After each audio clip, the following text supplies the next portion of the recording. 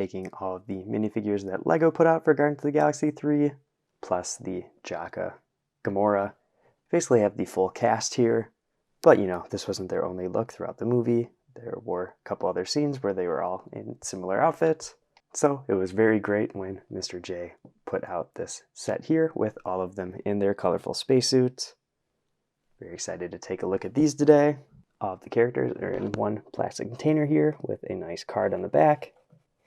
And you just pop that open. It's always nice when they come in the hard plastic to protect them in shipping.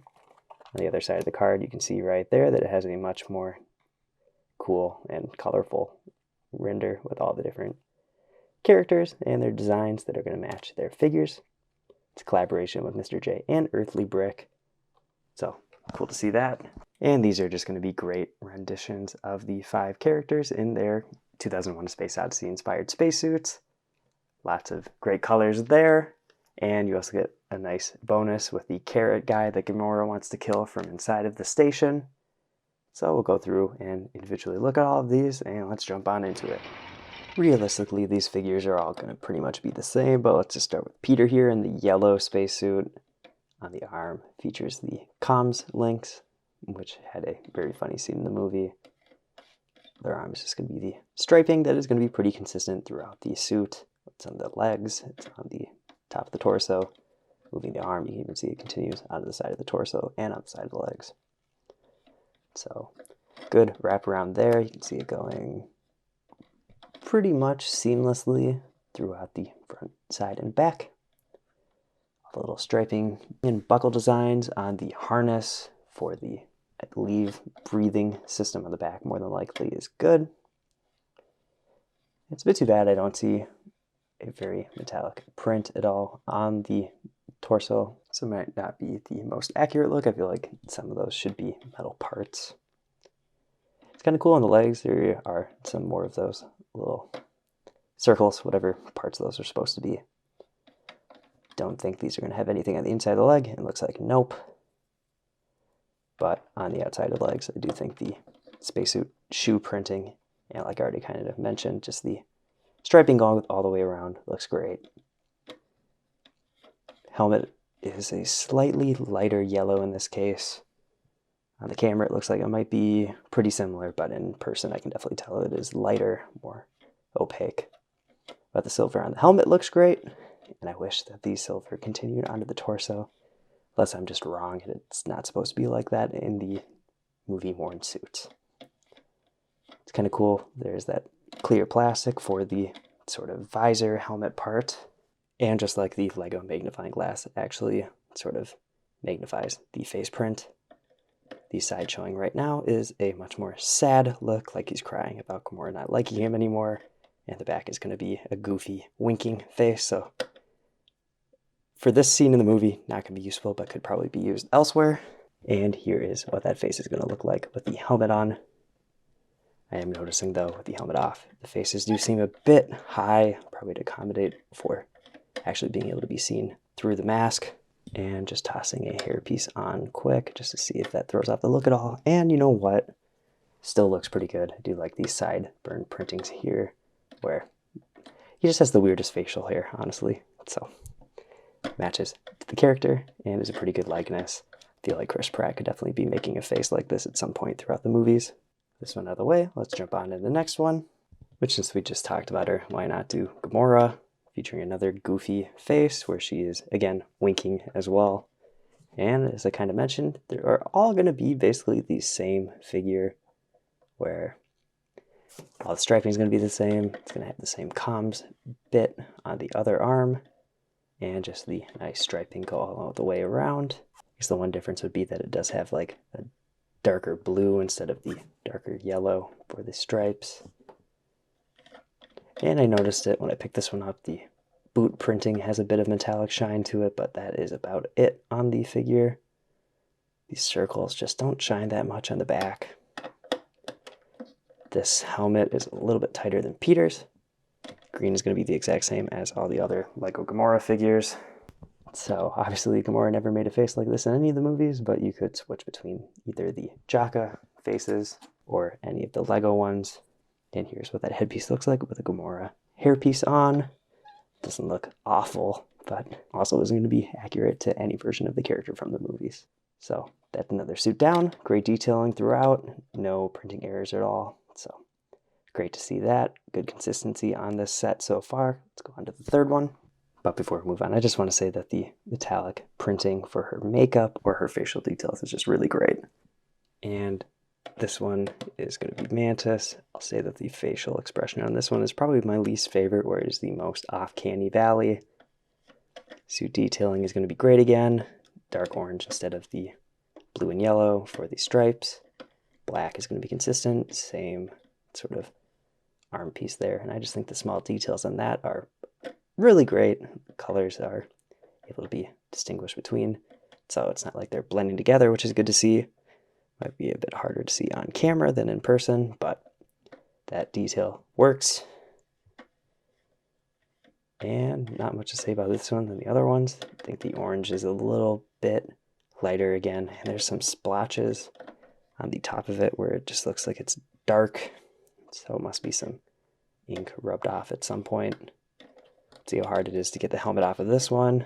It's going to be pretty easy. But again, just look at that face. I think this might be a case where, you know, Legos wasn't perfect either, but it's better than this. And I'm worried about getting the rubber on these prints. I don't want to rub that off at all, but I'll get this head onto that Mantis figure quick. And you know what? Maybe it looks better in context with the antennas and everything, but not a big fan of this expression. It just doesn't really look too much like her, and I think it might just be because the eyeliner sort of detailing is just too big, and just that more black throws off the look, you know, because her eyes are supposed to be a bit bigger, but they look normal sized. But another decent suit for sure. The face could be improved, but let's go on to the fourth one. Continuing the trend, Drax is going to be same suit, but with red as the striping detailing. All the details look to be in place the way they should be. Wrap around is looking good. Lines are going to be consistent. So 4 out of 4 so far on that. Glad to see the great quality control here. Again, the arm detailing looks great. No issues with that. Did notice on this one though, helmet is very loose. This one could probably fall off if you're just handling the figure. Same issue as it pointed out, where it is much more opaque and a lighter color. Facial expression on this one is going to be a bit goofier like the other ones, but Dave Bautista's definitely made a face just like this in the movies, so not inaccurate here. And unlike most of the other faces, back face printing, continuing his tattoos. This might actually be a copy of the Lego design, where to me it looks pretty much the same. So you're going to have some continuity there between this head and the other Drax figures that have come out. Just to check, let's throw this head onto one of those figures. And I'll say that looks pretty good. I think the proportions are decent. It's a good option for Drax in several scenes throughout the movies. So good to have a nice facial expression that can be used elsewhere that isn't questionable. So liking this. Let's move on to the last one of the spacesuits. And I say this one for last, since it's the only one that isn't the exact same, being Nebula here. One thing I'm pointing out is that the plastic on the side of the visor there is a bit scuffed and scraped, so bummer to see it damaged. And the arm here is the only part that is really different, and honestly doesn't look super great. The darker silver just kind of looks like ink that was slapped on. It doesn't seem super intentional. There's a lighter silver though, where it must be like duct tape or something to keep the suit kind of contained so she can breathe in space. And on the inside, you can see right there, it's still just green, so not wrapped around. And I'm even seeing some green sort of peeking through where the hand connects there. So not their best work. Other than that though, dark green for the darker detailing. Arm detailing looks good on the communicator. And overall, wraparound just as good as everybody else. Let's get the helmet off. Has some decent clutch to it, so no issues there, other than the damaged visor. And the head is going to have pretty typical printing for the Lego versions of the character, like the version from the second movie here. Obviously, some of the detailing is different in the newer movie. And again, going to the back of the head, where it is pretty much the exact same, where the Lego version actually has some more detailing just to match that version of the character from the second movie. I'm going to say it again, face is a little bit higher up on the head than I would like, but that's what it takes to have it looking through the helmet the way it's supposed to. Fine, because I'm probably going to make a mock for these to display them all together, so all of them are going to be in the suit. It's not going to bother me too much. And you know what, I'll say it probably would have been better to have some alternative expressions for more characters, to have them more normal and actually like they are throughout the movie and in the scene. You know, some of them do have the back head printing where they need the detailing there instead of an alternative face. I get it, it works. And it's not the worst thing ever either, because Lego has done these characters and the detailing is going to be consistent between the two different lines, being the custom figures and the official ones. And that's why I like getting figures that are very compatible with the Lego would actually do themselves, because if these were ultra detailed, it wouldn't work to switch out for official heads.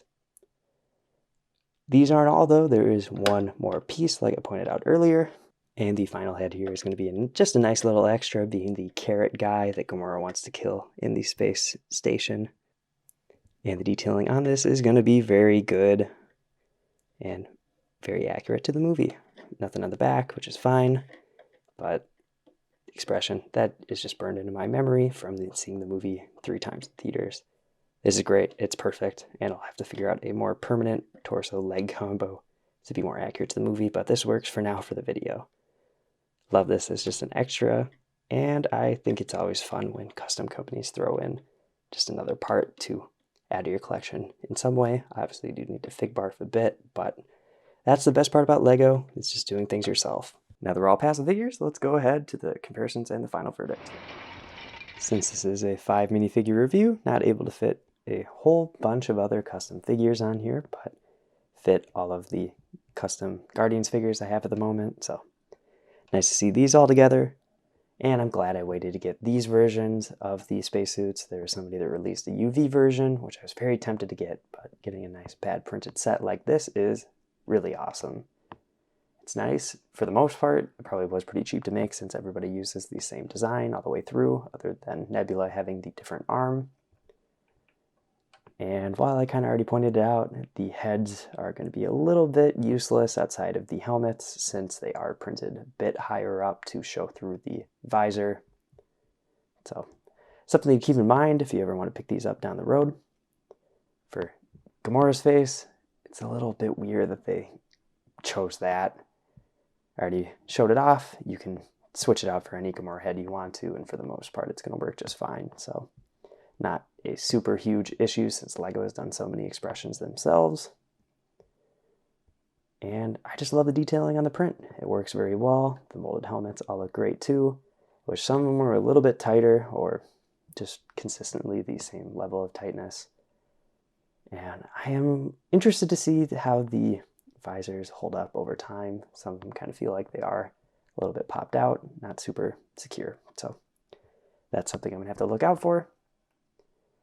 And I already brought it up in the Ego review, but hopefully somebody is producing a pad printed High Evolutionary. Really need that figure for the collection. I was very disappointed nobody went out and designed that when the movie came out. I was hoping Phoenix Customs would put one out since they did the collector way back, but not happening yet, but we'll definitely see down the line. And also excited to just get more of the Jaka figures and compare everything again.